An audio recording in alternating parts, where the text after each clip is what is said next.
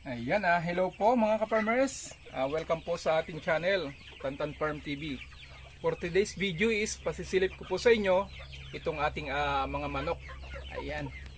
Bago yun ay mag-intro muna tayo.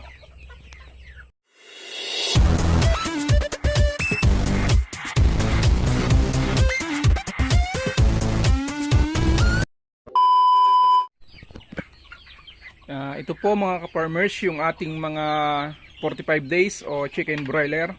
Ayan at ready na po itong i-harvest ngayon sunod na linggo. Dahil ang ating po mga manok is nasa 28 days na po ngayong araw. Ayan, nasa tamang timbang naman po sila, nasa 1.6 pataas. Ayan, hopefully is tataas pa po yung kanilang timbang. Dahil po mga ka-farmers is paabutin ko pa ng 35 days itong ating mga manok na to. Ayan. Ayan at magbibigay po tayo ng pagkain nila at painom. Ang aking pong ginagawa mga ka-farmers pagdating po ng 26 days is nagtutubig na po ako. Ayan at tinitigil ko na po ang pagbibigay sa kanila ng Betracin. Para sa ganun po maging maayos at saka hindi po makaapekto sa kakain at bibili nitong manok. Kaya nagtutubig na lang po ako ang ginagamit ko. Ayan. Ayan at dito po sa kabila is maliliit pa. Ito po ay 11 days na po ngayong araw. Ayan. Kalilipat lang po natin kanina. Galing sa kanilang brooding. Ayan.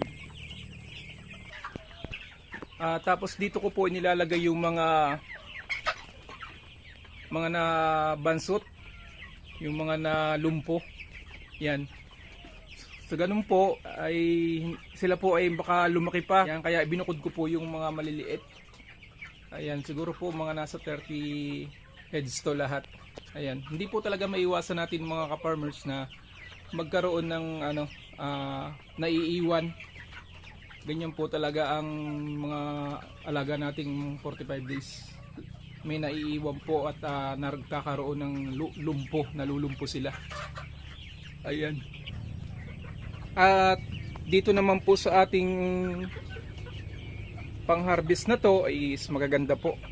Talagang maganda po yung kinalabasan ngayong buwan na to.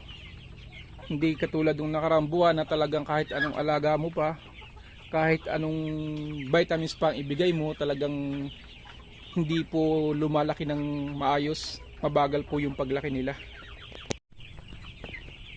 Ayan, salamat po mga ka-farmers sa inyong panonood sa aking munting channel. Ayan at sinishare ko lang po sa inyo yung aking mga ginagawa dito sa aking poultry o mini poultry. Yan. Ang aking pag-aalaga ng manok ay nagsisilbing ano ko rin po, libangan.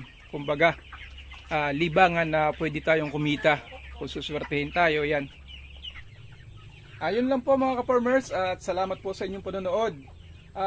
Sa mga napadaan po dito sa aking video, sa hindi pa po nakapag-subscribe, please subscribe po my YouTube channel.